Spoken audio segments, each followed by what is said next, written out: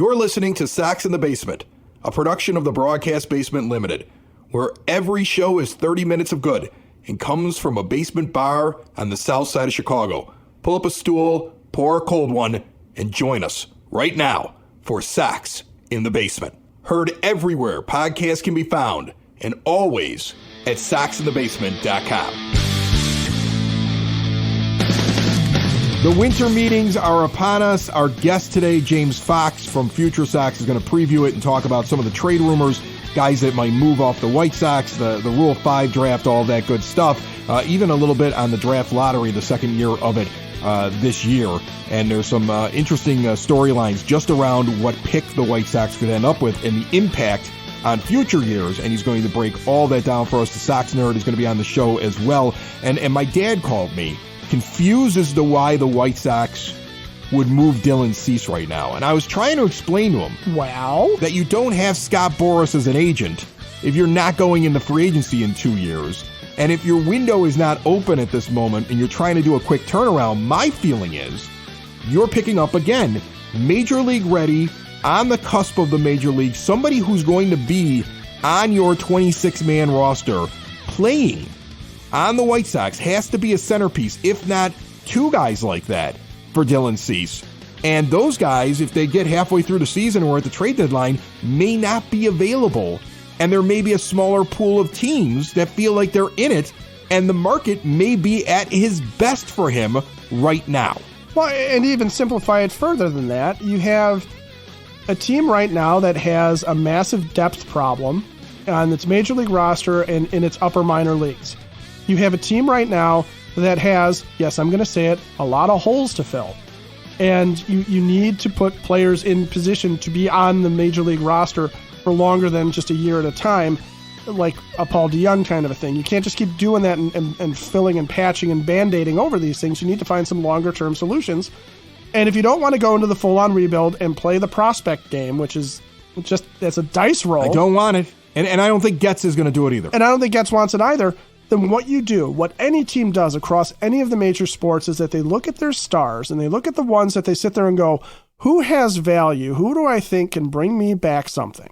Who do I think other teams are going to look at and say, I will give you more than what I think I should probably give for this guy because it's this guy?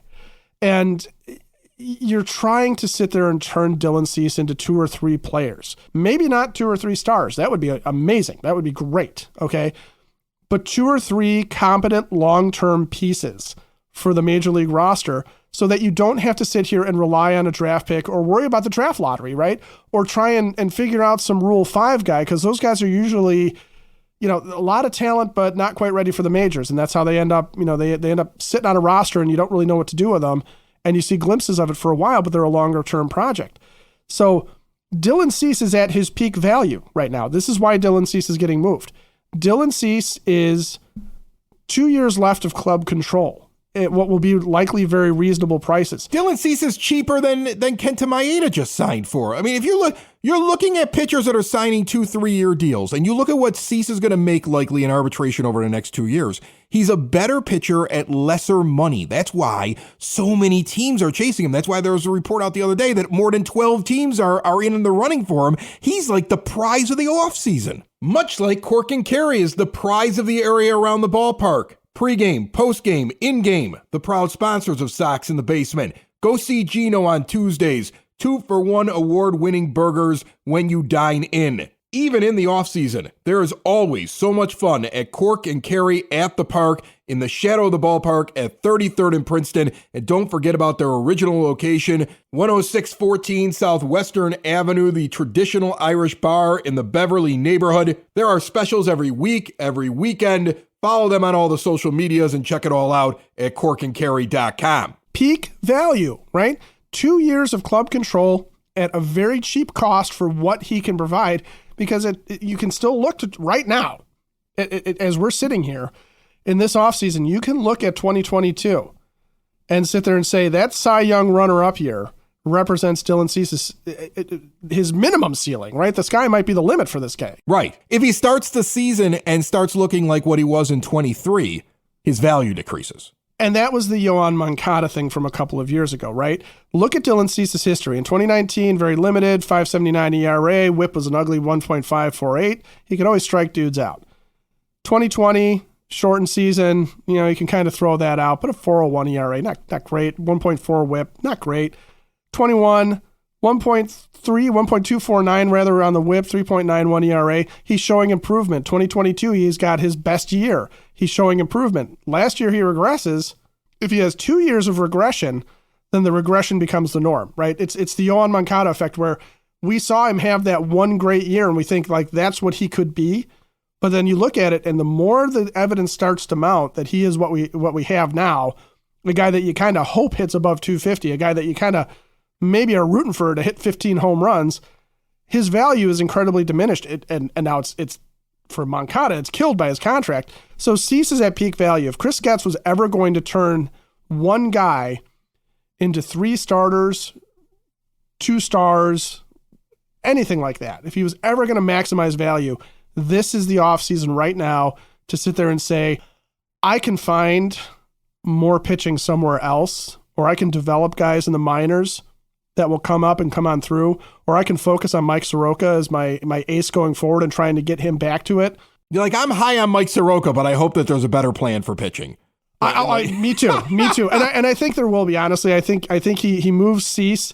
One, I do think he's going to try and get something for the rotation back. Not your ace, but something for the rotation back. And he's going to have to buy some pitchers. What is the thing that would ease the mind of a White Sox fan? Go out and sign a pitcher to a 3-4 year deal and show that you're not going into next season with no starting pitchers and going into a full rebuild. He made a comment the other day. Getz made a comment when asked about Michael Kopech, where he actually lauded his time in the bullpen.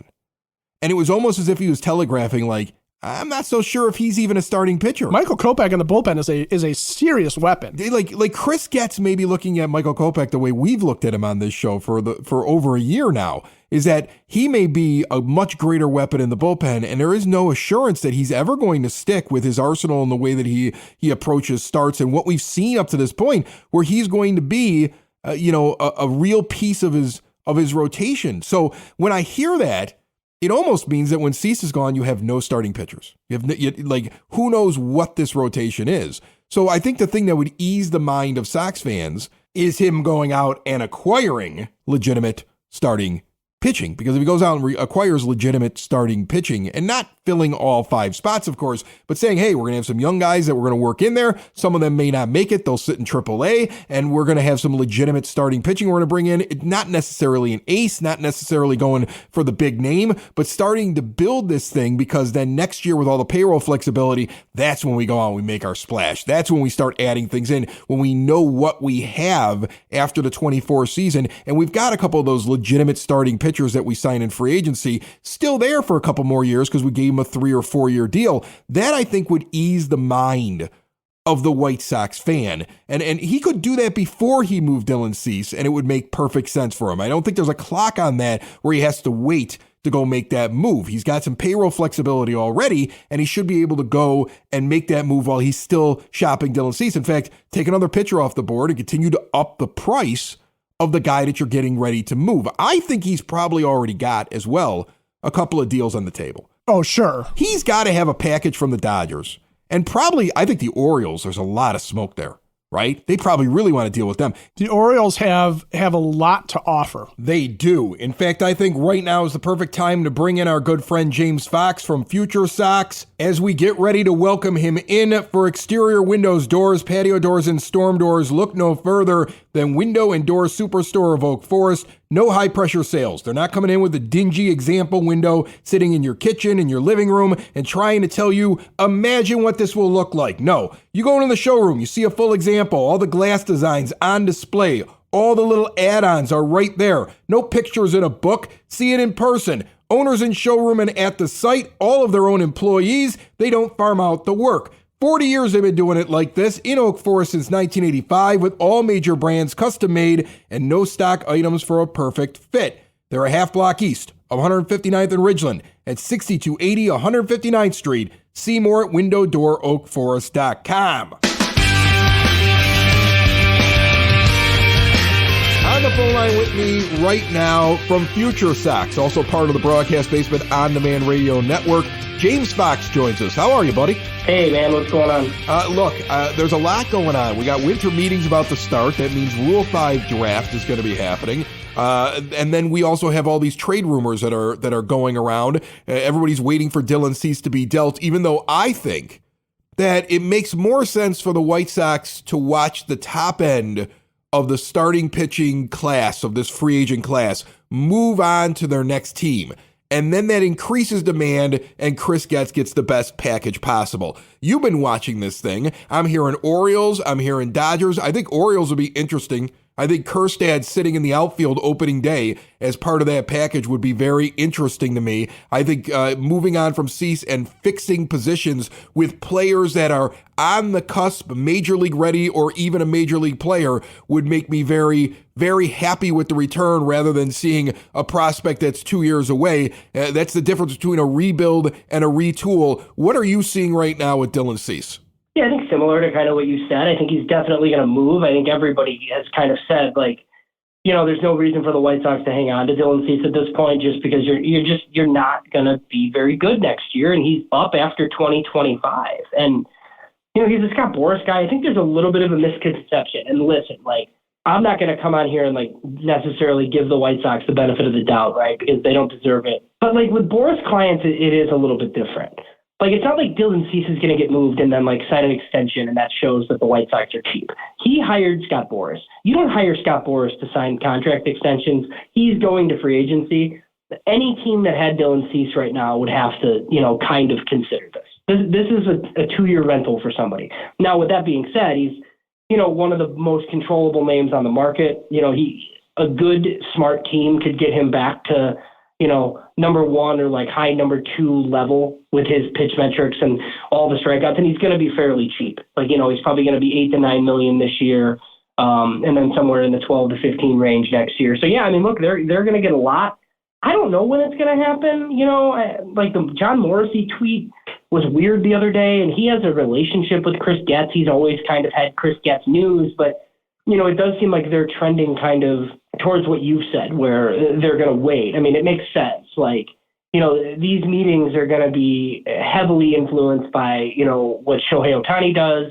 Yamamoto, who's coming over from Japan, is not supposed to decide until after the meetings. And then there's like a Juan Soto trade that'll likely happen. But I mean, look, you still have pitchers on the market. Blake Snell, Jordan Montgomery, the top ones. You have Marcus Stroman and a bunch of guys under him.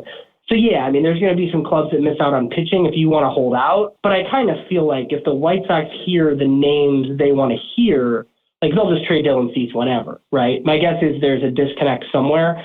You know, I think they have good offers, but they're waiting for that killer offer, and they'll wait until they get it. But all signs point to them getting it. I agree on Baltimore. I think Baltimore would be, you know, the best destination for the White Sox, just because you mentioned it. I mean, Heston Kjerstad, the power-hitting outfielder out of Arkansas, he was the number 2 pick in the draft a few years back. I mean, he could instantly slot in right field. There's some concerns that he moves to first base eventually, but, I mean, he's going to mash. And then they have a million infielders. Joey Ortiz is a slick fielding shortstop that's hit in the minors, and they've kind of Norby at second. And the Orioles have a ton of prospects. And Mike Elias has always kind of been like a prospect hugger where he doesn't trade these guys, but they have so many that so many of them are blocked. They could make a Dylan Cease trade like without even denting their system or like them going forward. So I'm hoping it's them. It could also be the Dodgers, obviously. The Dodgers have a bunch. They have high-level hitters as well, like Michael Busch, Dalton Rushing, guys like that. The one thing I'm pretty confident in, I don't think it's going to be Atlanta. I know that's been out there, and that's his hometown team, but they don't have much to deal. Their system isn't great, and it's pitching heavy. I don't think this is going to be a pitching heavy return. The White Sox really need close to the majors position players. That's what I kind of think it'll be. So I think if it's the Dodgers or Baltimore, that would be great, but it could be a wild card. You know, his contract gets Arizona, Cincinnati, teams like that in the mix, like if they want to be. So it'll be interesting to watch, like probably over the next week. I would guess by the end of the meetings Wednesday, Cease probably moves, in my opinion. You know, and it's interesting you brought it up there. You're saying, again, we're talking about talent that would be ready to go. We're talking about talent that is blocked because it has done what it needed to do in the minor leagues and is looking for its opportunity. We're not talking about talent that still needs to be developed at the single A or double A level, which is kind of how Rick Hahn and Kenny Williams did it when they were making trades back in 2017-ish. You know, I mean, that's not what we're looking at here. And I'm noticing what Chris Getz is doing, and I'm noticing the teams that seem to be front runners, and they're teams that have guys that are ready to step in right away. It doesn't mean in 24 the White Sox are going to be a good team. It means they're going to have a bunch of young guys. But it also means that it won't be this long period of time before they are competitive, if those are the kind of players he goes for. He's also looking at moving somebody like Eloy Jimenez, I believe. I mean, here's a guy who doesn't have a position and may fetch something, but I would think that's happening later on in the year. What do you think about Eloy? Yeah, I think he definitely moves. I mean, I think it's kind of been written, like Jesse Rogers of ESPN expects it. Some people I've talked to expect it. Look, I'm a little bit surprised, not that they would move him. I just don't know, why he has much value. I mean, it's $13 million for a DH only that really hasn't done anything. And I know there's, a lot of White Sox fans that think Eloy Jimenez is great. And, look, he's fun when he's hitting homers and, all that. But he hits so many balls, on the ground still, and his approach isn't great. He swings at pitchers' pitches. He's always hurt. So I don't know how good the return is going to be for Eloy Jimenez. I just think that they don't really want him on the team because they want more flexibility. I don't know that they would dump him for a return that's not great. So, I think the Marlins are a team that's had interest in the past. That's an option. I think we see this Dylan Cease trade, and then after that, it's kind of see what you could get for Eloy Jimenez, and then you try to make that move too. Essentially, there are some guys similar to him on the market, like Jorge Soler is a free agent, and there's a lot of DH first base types. But I mean, if Chris Getz is going to preach defensive improvement, I think it's really tough to have Eloy Jimenez on your team unless you plan on DHing him every day. And I guess they probably just would want to leave the flexibility of DH open. So I think he moves. I don't know how soon that's going to happen. I think what calms White Sox fans is if Chris Getz actually goes out and signs a piece that he intends to keep on the team long term. I'm waiting for that pitcher that gets signed, not necessarily an ace of your staff, but somebody that he signs for 3-4 years. It's in this big free agent class that shows, hey, we're not just going to start 5 rookies. We're actually going to go out there and continue to build because we want to turn this around quick. Do you think we'll see that this offseason? Yeah, I mean, I would imagine they're going to have to sign pitching. Now, I don't know if that means just short-term pitching, right? If that's a Jack Flaherty because he knows your pitching coach, or a Michael Lorenzen who was pretty good last year, so then you could throw a lot of these young pitchers in the mix. I heard a lot about Yariel Rodriguez, who's out of Cuba, but now it seems like the White Sox have kind of softened there a little bit just because there are a lot of questions about that guy, whether he's a starter or a reliever. And if they think he's a reliever, I mean, there's really no reason to give him $50 million or whatever he's going to get. So I kind of thought originally that would be the move, and now it seems like it might not be. Look, they have to add pitching. I mean, what you're talking about, maybe it's just as simple as a deal with the Dodgers for a guy that's 23 or 24 that's already pitched in the majors. That's a young starter like that. They have so many guys. I mean, you could see them move a 26-year-old Ryan Pepio. You could see them do something like that because they have so many guys. Emmett Sheehan. Yeah, right, exactly. So it could be somebody that you've heard of that just goes into your rotation because the White Sox have a longer leash than the Dodgers do, quite frankly, right? The Dodgers just, they don't have the time to give these guys 150 innings to figure out their business, whereas the White Sox kind of can right now. So yeah, I would think there's some level of free agent signing because if you look at their rotation right now, I don't even know that Michael Kopech is in it. And once they trade Cease, who are you? I don't know who's in the rotation. So the 2 acquisitions from Atlanta are probably the guys I'm most sure of who will probably end up in the rotation, which is kind of funny. Yeah. Soroka for sure, and Schuster has options if you're not thrilled with the way he looks, right? So he could even be in Charlotte as well. So yeah, but it's just a whole mix of Jake Eater and Christian Mena and Nick Nastrini and all these guys. But I would imagine that there's at least 2 veteran bookends in that rotation, but it might be short-term-ish type guys and not what you're talking about. But I think, fans would welcome a starter. Like if they went out and signed Jordan Montgomery or something, you know what I mean? It'd be like, oh, okay, like that makes sense. Because I do think they think that, they can compete in 2025, and I don't disagree with them depending on what else they can do here. James Fox, join us here on Sox in the Basement, brought to you by Elite Benefits of America. If your company's going through the medical renewal right now, you're dreading what's going to happen, you're upset about what's happening at this point, increased premiums, out-of-pocket expenses. Some employees could go into medical bankruptcy based upon the decisions made by your company. Do not fear. Butch Zemar and Elite Benefits of America are here. Whether you run the benefits program for your company, own the company, if you buy your own insurance privately on your own, or if you're at retirement age dealing with medical, the folks over at Elite Benefits are the ones you call right now to help you out during this period of time and to help you in the future. Don't wait. Waiting costs you more money and makes things harder on you in the new year and beyond. Call Butch today, 708-535-3006, and visit EliteBenefits.net. Let's talk about the Rule 5 draft. They have a full 40-man roster, so they're going to have to release somebody. Do you think that's possible? When do they have to release the player by? And will Chris Getz go hunting for a player that he's got to keep on his roster because he picked him Rule 5 to be able to retain him all year long? Yeah, so they did make a move yesterday, actually. Oh, I missed it. Yeah, you missed it. So they're 39 now. Who'd they move? They outrighted Nick Padilla, who's a right-handed reliever. Oh, that's why I didn't notice because I didn't care. Right. So he was outrighted. So basically what that means is they put him on waivers. Nobody claimed him. And because nobody claimed him, he's off your 40-man, but he's still in your org, whatever.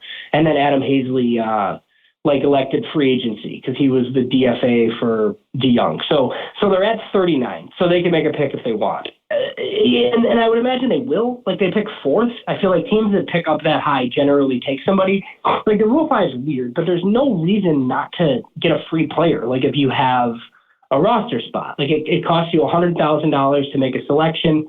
If the player doesn't make your team, then you send him back for $50,000 to their team. And that's what happened last year. They took that Nick Avila, and he was okay in spring training, but the White Sox were trying to contend. He didn't make their team. They sent him back to the Giants.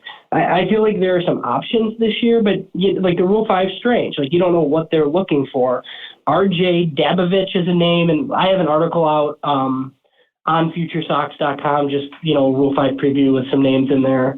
And they're just some guesses, obviously, but RJ Dabovich is one of the best relievers in the minors, but he had hip surgery this year and missed most of the year for the Giants, so they left him unprotected. I think it's interesting that he's on the Giants, so he knows Brian Bannister. So I think that's the connection for me. So RJ Dabovich, if it's a guy like that, I wouldn't be surprised. And then Tanner Burns was a starter at Auburn, pretty highly regarded one. He was a second-round pick of the Guardians in 2020.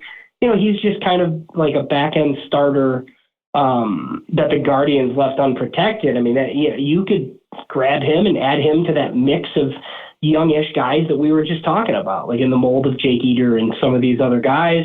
And then on the position player side, Justin Durden is a left-handed hitting outfielder for the Astros. Hudson Haskins, a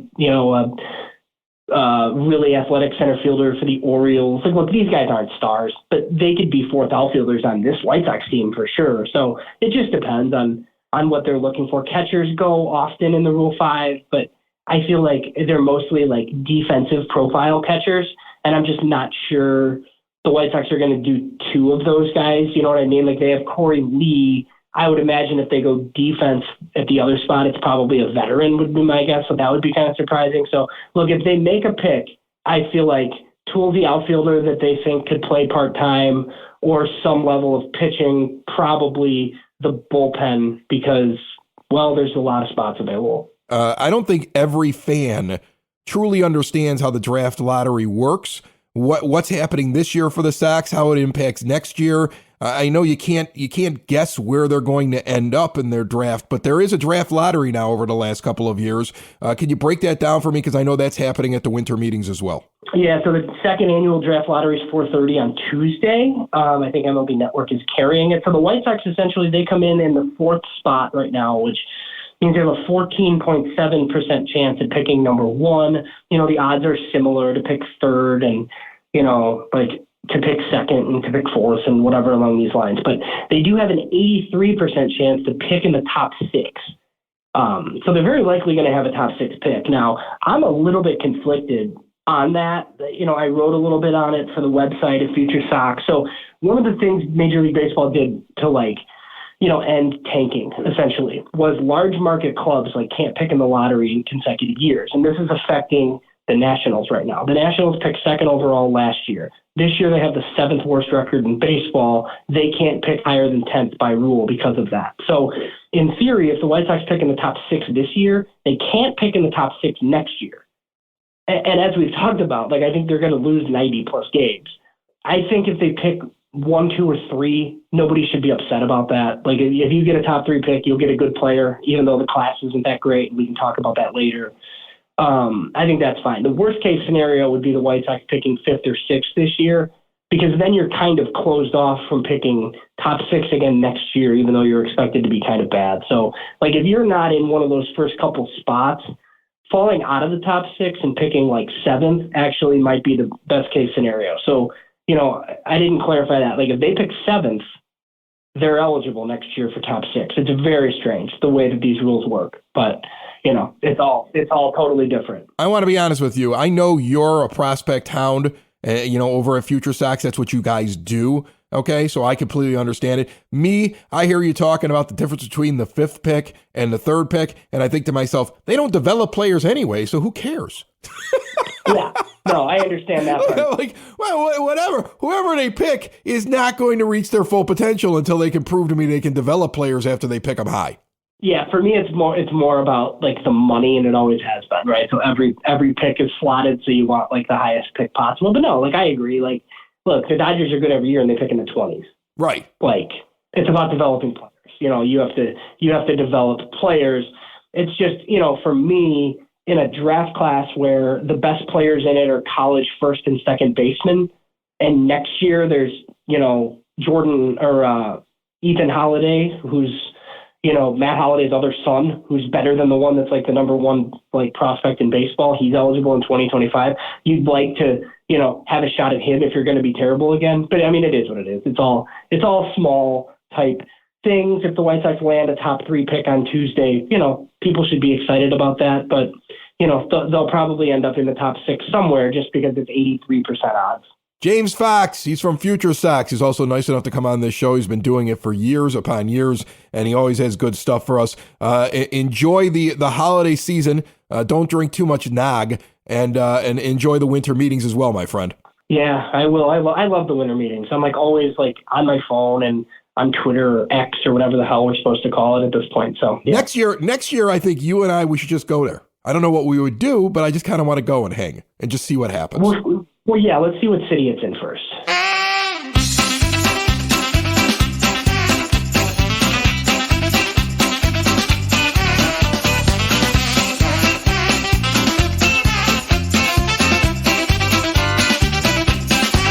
Joining me on the phone line right now, that music indicates he is here, Dave Marin, otherwise known as the Sox Nerd. He gets those tidbits up on the scoreboard at the rate. He always has some great material, and he's brought to you proudly by the Village of Lamont. Want to experience a downtown with real history, great eats and drinks, and green spaces filled with adventure?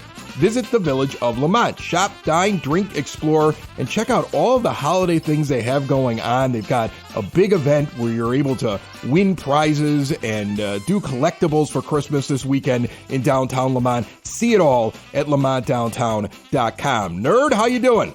Great, Chris. How are you? I'm ready to go, man. We got the winter meetings. Maybe Dylan Cease moves. Maybe Eloy Jimenez moves. We're probably getting a Rule 5 pick. We're going to see a little bit of activity. And what I really want is controllable starting pitching acquired through free agency, because I think that will convince fans this is not a 3-year rebuild. That's what I'm hoping for. And I probably won't get any of it this week, but that's what I'm hoping for. We'll head into the winter meetings with my final alphabetical review of the 2023 White Sox. And it continues beginning with Gregory Santos. The right-hander appeared in 60 games in 2023, which were the most by a Sox rookie since Jake Petrichka's 67 in 2014.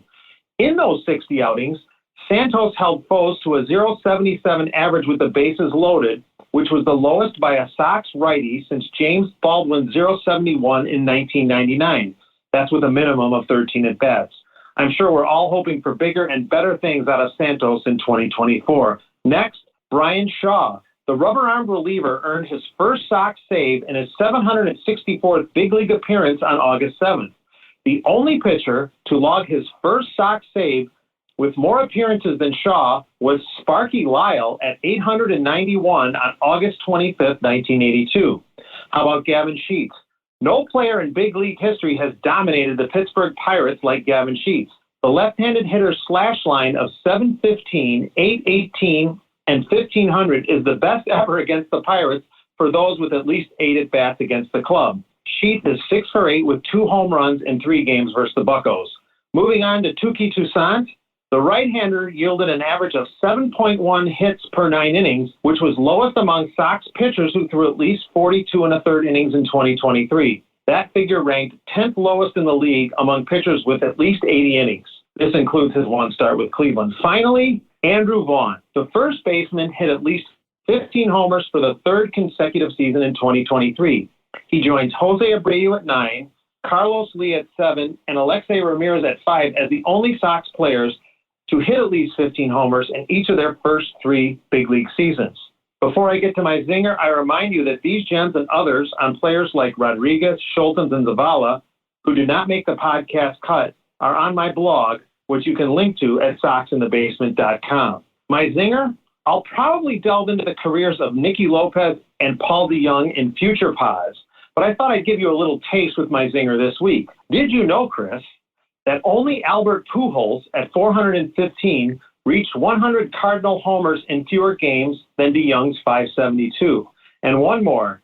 Did you know Nicky Lopez's first big league homer was the first big league homer ever hit in the state of Nebraska? That happened for the Royals on June 13th, 2019 at Omaha's Ameritrade Park. That's it, Chris. More than you wanted to know about Jake Petrichka, Sparky Lyle, and the Cornhusker State. That's the Sox Nerd, and that's another 30 minutes of Sox for fans, by fans. And we learned a lot right there. We learned a lot from James Fox, and I learned that I'm already falling in love with Heston Kjerstad, and he hasn't even been traded to the White Sox yet. Trust me, if you haven't heard his name, he's swirling about this Dylan Cease thing if it happens with the Orioles. I'm going to stop looking at his stats, though. I have to remember what I said on the last show. I can't make a trade happen, and neither can you. That's what my MLB The Show is for. The Sox team I built there is amazing. Sox in the basement. Sox in the basement. Sox in the basement. Sox in the Basement. Heard everywhere podcasts can be found, and always on soxinthebasement.com.